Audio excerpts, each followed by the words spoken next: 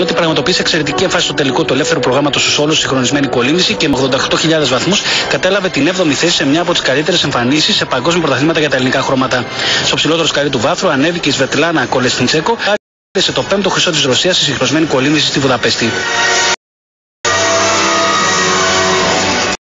Στην κάρτα βλέπουμε τις αυριανές μεταδόσεις από το Παγκόσμιο Πρωτάθλημα Υγρού Στίβου που γίνεται στη Βουδαπέστη. Στις 11 αγώνας ανοιχτής. The Russian lawyer caught up in the latest White House scandal over a private meeting with President Trump's son tells RT to go before the US Senate to set the record straight. I'm ready to clarify the situation behind this mass hysteria, but only through lawyers or testifying in the US Senate. An Iranian military chief says Washington must dismantle any bases it has within 1,000 kilometers of Iran's borders if the US persists with new sanctions against the country. And the head of the French military resigns after publicly clashing with President Macron over budget cuts.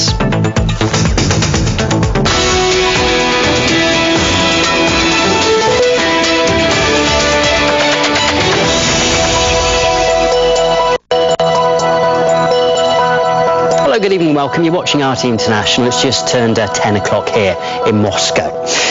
Now, the Russian lawyer who found herself in the media spotlight over a meeting with President Trump's eldest son has spoken exclusively to RT. She gave us her side of the story and pledged to testify before the US Senate over the controversy. The mainstream media in the US have long been trying to pin down ties between the Kremlin and Team Trump. We all know her name now. Natalia Veselnitskaya. Natalia Veselnitskaya. Natalia Veselnitskaya. Natalia Veselnitskaya. Natalia Veselnitskaya. Wake up one morning and find you are the focus of all the high-ranking upstream media.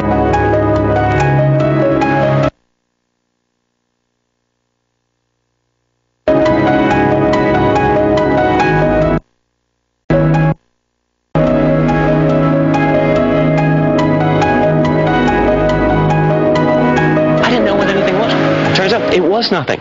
We managed to track down the elusive Natalia Veselnitskaya, a woman who was almost a old name in recent weeks. That's after her meeting with Donald Trump Jr. last year, which she said she wanted to discuss the reputation of one particular man and his association with the Magnitsky Act, along with his pastime of lobbying for US sanctions on Russian individuals. And it's this person who she says has masterminded this latest Russia-Trump collusion scandal. Today, I have to think about my safety first and foremost, about the safety of my family, my 4 children. It's been revealed that Mr. Browder is gathering information about me. So, who is William Browder? Maybe not a familiar name for most authorities in Russia. He's a wanted man, quite literally. He's wanted for tax fraud.